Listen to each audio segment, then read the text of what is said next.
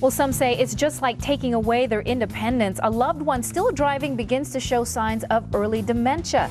Is it time to take the car keys away? If so, how do you handle it? Well, Starr Calo-oy is back with her tips on Caregiving 101. Good morning, Starr. Good morning. So, an interesting topic. I mean, a lot of families out there have to face that decision. So when is the right time to start thinking about that? Well, it's interesting because many people are in denial. They feel like, wow, maybe I shouldn't be moving in on that territory because that's mother or dad's independence, and I don't want to intrude on that, and they're going to feel bad or they'll be angry with me. But when you start seeing that your mom or dad are running into things, or you start seeing dents on the car, they start getting lost on the way home, they get lost on the way to an appointment, that's the time really to start taking a look at it. Wow, and sometimes the early signs are, where are my keys? And if you knew right away that the keys are where you've always had them or where you've always placed them, and when you have to ask yourself, where are my keys, then you start to show those kind of signs. Yeah, if that were the case, Eileen, I'd already be in a lot of trouble. Yeah. I lose my keys all the time. Right. But I mean, there are some of those severe cases. Sure, there are. Well, one of the things that you'll see, Eileen, is that your loved one is very, very resilient. They're not about to give up those keys, like you said, and a smart thing to do is to get in the car with them. Mom, do you mind if I go to the doctor with you today? Do you mind if I go to the store with you? And observe their driving. You're going to want to see, do they make a complete stop? Do they use their turn signal? Wow. Do they stay in their lane? Do they waver at all? Do they have some real close, almost close hits? Starr, it's almost as if when they taught us how to drive, we're almost having to watch them when they're driving. Right. Exactly. Isn't it amazing? Full circle. Yes. Now, let's talk about some tips on how to get those keys away from them, okay? All right. One of the things that you might, first of all, that you want to do is talk to your siblings, okay? A meeting apart from your loved one, because you're going to want to visit with them and explain to them what you've been observing, what you've been seeing. Because many times your brothers and sisters are going to get angry with you because you're just trying to help your parent.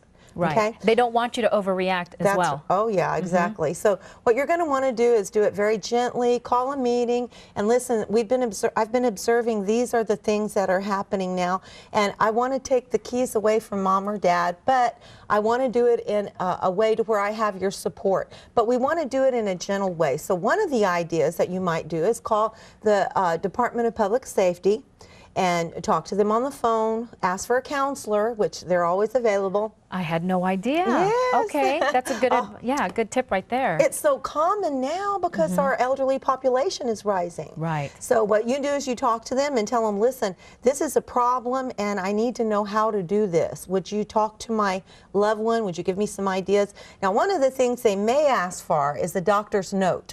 So what you're going to want to do is you're going to want to talk to your loved one's doctor and say, listen, I've been seeing all this stuff happen. I'd like to bring her in to talk to you, and maybe you can explain that she shouldn't be driving anymore because she's on this certain medication. Right. And as long as she's on this med, because many elderly people are very, very protective over their meds, and they make sure they religiously take them as much as possible.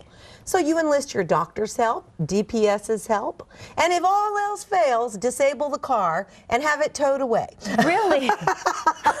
That's a piece of advice you do recommend. Yes, I mean, if you have to take the extreme. He goes out to the car, tries to turn it on, it isn't working. He's not going to get under the hood at 90 years old. No. And then when he is not able to make it work, he's going to tell you, listen, you need to call somebody out here. And then even if you have to pay for a mechanic to come out or AAA or whatever, have them come out and, hey, Dad, listen, they said they're going to have to take it to the garage. And then you never bring it back. Right. Well, that's what you do. I can only imagine that when it comes to those keys, I mean, they symbolize so much. Yes. They symbolize so much of their independence. Oh, yes, and that it's is the so same, true. the same feeling we had when we were kids, where we said, Mom and Dad, how can you take those keys away from me? Yes, you are so right. For a man, it symbolizes his independence because men love the feel of the keys in their pockets. okay? That makes them feel that they have independence. They can go anywhere they want, whenever they want.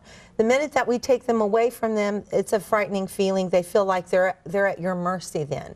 But there's ways to handle that. You can get one of your adult children or young adults, you know, 18, 19, 20, and see if they would like to chauffeur them around, see? Right. And that's really a nice thing because it's good for the bonding. It accomplishes many, many things. That's one of Bob's favorite tips. Really, yes, yes. And offer some of that, that personal time with your family members. Yes. As well as, hey, maybe a chance to chauffeur. I would love to have a chauffeur. Oh, yes, that's right. And you present it like that rather than a negative. Right, exactly. Well, once again, Caregiving 101 with Starr and Bob Calo-oy.